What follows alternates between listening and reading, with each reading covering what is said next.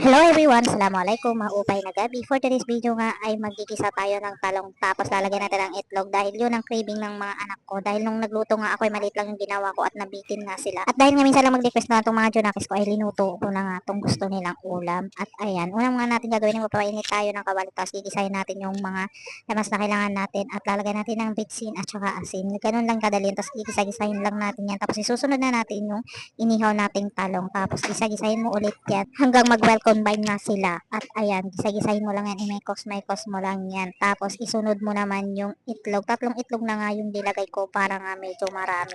At hahalu-haluin mo nga ulit yan hanggang makuha mo yung gusto mong pagkaluto. Pero ako medyo hindi masyadong tuyo yung itlog. Kasi yung last nga kasi na niluto ko ay talagang tinuyo ko talaga yung itlog. Yung lutong-luto talaga. Tapos yung nagustuhan nila be, hindi nila nagustuhan yung luto ko at ayan na nga yung linuto na. At tignan nyo naman be, itsura pa lang ay sobrang sarap na. Sobrang sarap talaga. Nagustuhan ko yung luto ko. Siyempre, sino pa bang appreciate ko ni tayo. Pero di nila nagustuhan.